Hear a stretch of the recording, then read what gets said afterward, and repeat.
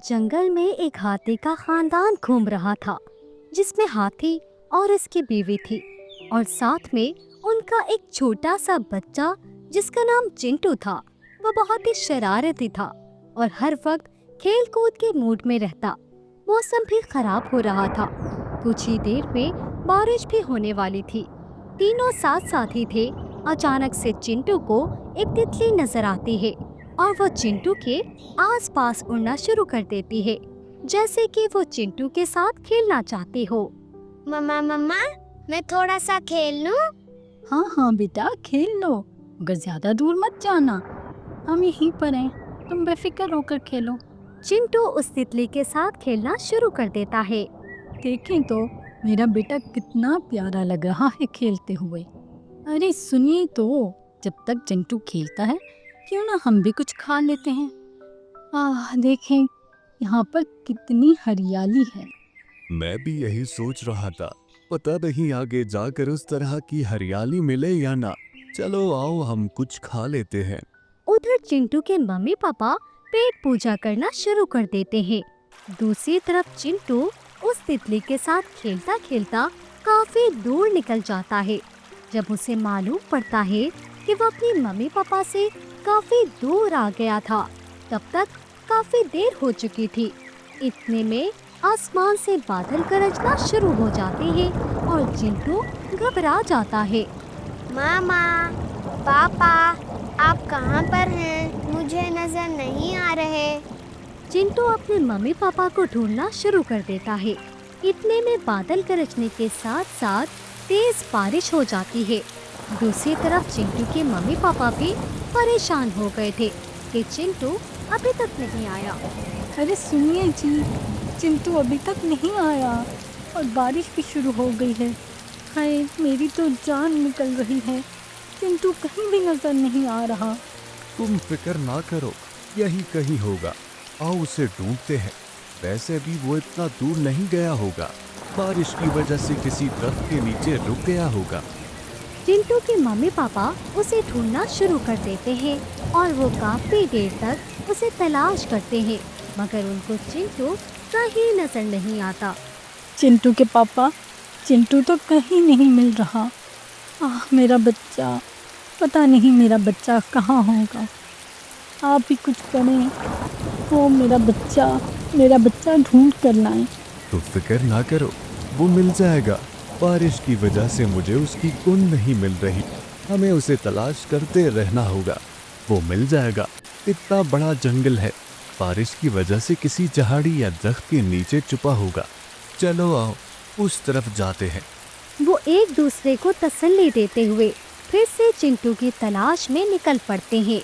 उधर चिंटू अपने mummy papa की तलाश में मजीद आगे निकल जाता है और वो वापस उसी रास्ते पर जाता है जिस रास्ते से वो तितली का पीछा करते करते खो गया था। जब देखता है तो सामने कुछ भेड़िए सो रहे थे दरख्त के नीचे, तो वो उनको देखकर डर जाता है और चुपके से वापस दूसरी तरफ निकल आता है। दूसरी तरफ बारिश की वजह से लाड़ू के बच्चे को ठंड लग जाती है, जिसकी वजह से उसे बहुत तेज बुखार हो जाता है। अरे, टीलू का बुखार तो बढ़ता ही जा रहा है। मुझे कुछ ना कुछ तो करना ही होगा। और अभी मेरे पास अलवीर जी की बुखार वाली मरहम भी नहीं है। अब मैं क्या करूं? इसे ऐसे भी नहीं छोड़ सकती। ऐसा करती हूँ, टोनी के पास जाती हूँ। इसके पास वो मरहम ज़रूर होगी। तो लाड़ो घर का दरवाज़ा बंद करके टोनी की तरफ निकल जाती है और टोनी के घर का दरवाज़ा खटखटाती है। अरे, इतनी तेज़ बारिश में कौन हो सकता है जो इतनी ज़ोर से दरवाज़ा खटखटा रहा है? तो टोनी घर से बाहर आती है। अरे लाड़ो, इतनी तेज़ बारिश में खैरियत तो है ना? सब ठीक तो है? टोनी, क्या बताऊँ, वो टीलू। रुको लाड़ो, पहले अंदर आ जाओ, बारिश बहुत तेज़ है। लाड़ो टोनी के साथ अंदर जाती है। हाँ लाड़ो, अब बताओ कि क्या बात है? टोनी, टीलू को कल रात से बुखार है। मुझे लगा उतर जाएगा, मगर इसका बुखार तो बढ़ता ही जा रहा है और मेरे पास वो बुखार वाली मरहम भी नहीं है। मैं वही लेने आई हूँ, अगर तुम्हारे पास हो तो वो मुझे दे दो। लाड़ो, मुझे माफ़ करना, कुछ ही दिन पहले कबूतर चचा लेकर गए थे। अगर मेरे पास होती तो मैं तुम्हें ज़रूर दे देती। तुम ऐसा करो, कालू भैया से मांग लो, उनके पास तो ज़रूर होगी। वैसे भी गोरी तो किसी को कुछ नहीं देती है। टोनी, सही कहा तुमने, मगर टीलू घर में अकेला है और इसे बुखार भी है और कालू भैया का घर तो थोड़ा दूर है। अब क्या करूं, समझ नहीं आ रही। मैं टीलू को अकेला भी नहीं छोड़ सकती और मुझे वो मरहम भी चाहिए। लाड़ो, तुम ऐसा करो, तुम जाकर वो मरहम ले आओ और मैं टीलो के पास जाती हूँ। वैसे भी कक्कू अपने पापा के साथ अपने पप्पू के घर पर गया हुआ है और वो कल ही आएंगे, तो मैं भी अकेली हूँ। मैं ऐसा करती हूँ, टीलो के पास ही चली जाती हूँ, इस तरह तुम्हारे लिए आसानी भी हो जाएगी।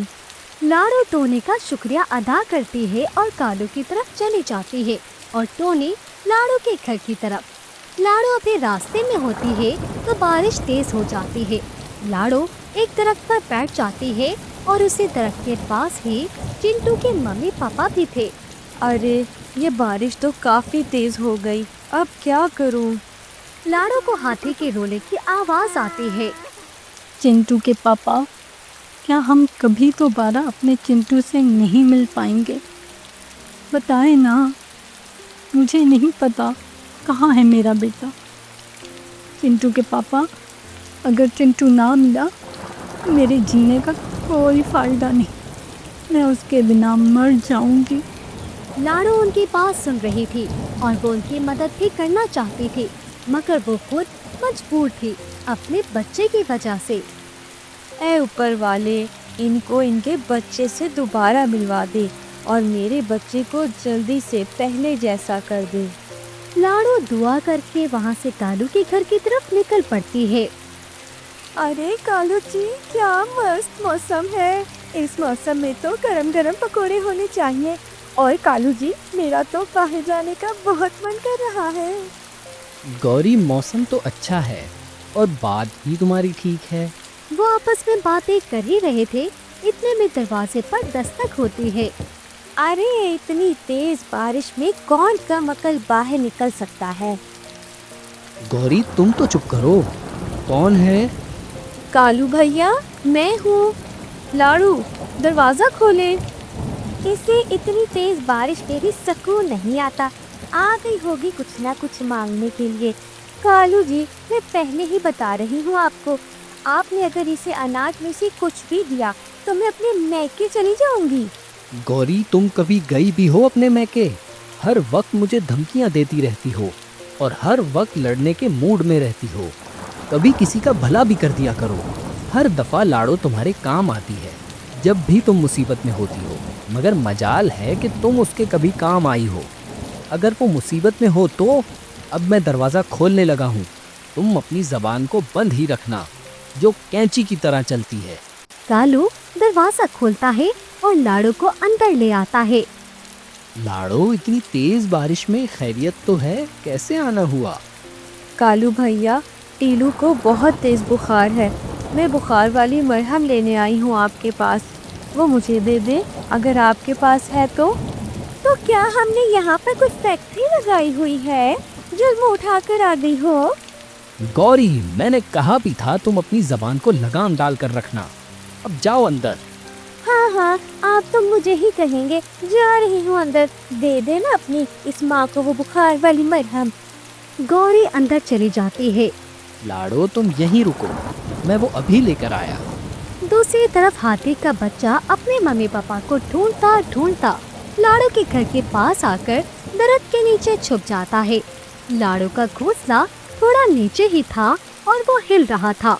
अरे बाप रे, ये घोंसला तो हिलने लगा और लाड़ू अभी तक नहीं आई और टीलू तो बुखार के मारे आग की तरह तप रहा है।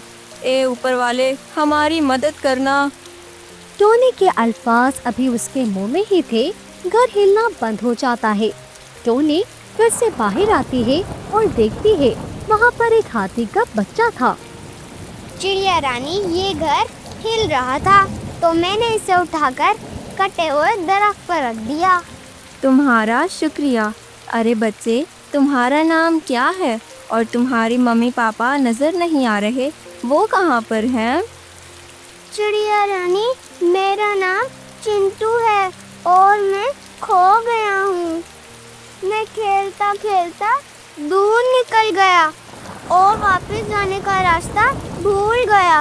अब मेरे मम्मी पापा नहीं मिल रहे। ओह, तो ये बात है। मुझे सुनकर बहुत दुख हुआ, मगर तुम फिक्र ना करो, तुम्हारे मम्मी पापा भी तुम्हें ढूंढ रहे होंगे। तुम यहीं पर ही रुक जाओ बारिश रुकने तक। जब बारिश रुक जाएगी तो हम तुम्हारी मम्मी पापा को ढूंढ लेंगे और वो हमें मिल जाएंगे। अरे टोनी, तुम बाहर क्या कर रही हो? और ये मेरा घर नीचे कैसे आया?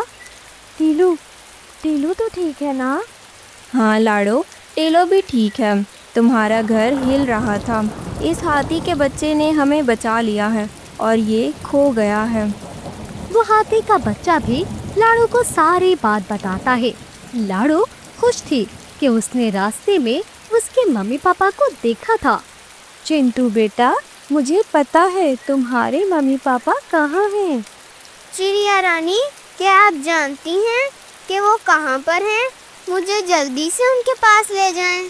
हाँ, क्यों नहीं। टोनी, तुम ऐसा करो, ये लो मरहम और ये टीलू को लगा देना। मैं तब तक इसको इसकी मम्मी पापा के पास छोड़कर आती हूँ। टोनी टीलू के पास चली जाती है और लाडो जंगल की तरफ। कुछ ही दूरी पर चिंटू के मम्मी पापा थे, वो उनको वहाँ पर ले जाती है। मम्मी पापा, मैं यहाँ पर हूँ। मैंने आप दोनों को बहुत मिस किया और मुझे माफ़ कर दें, मैं खो गया था। अरे मेरा बच्चा, तुम ठीक तो हो ना? जी मम्मी, मैं ठीक हूँ। चिड़िया रानी और इनकी दोस्त ने मेरी मदद की। आप तक आने के लिए मुझे यहाँ पर चिड़िया आंटी ही लेकर आई हैं। चिंटू के मम्मी पापा लाडो का शुक्रिया अदा करते हैं और लाडो उनका, और वो तीनों जंगल की तरफ निकल जाते हैं। उधर लाडो घर आती है, तब तक चिंटू को भी आराम आ जाता है। लाडो अपने बच्चे को आराम में देखकर खुश हो जाती है और दूसरी तरफ चिंटू के मम्मी पापा उसे देखकर बहुत खुश थे।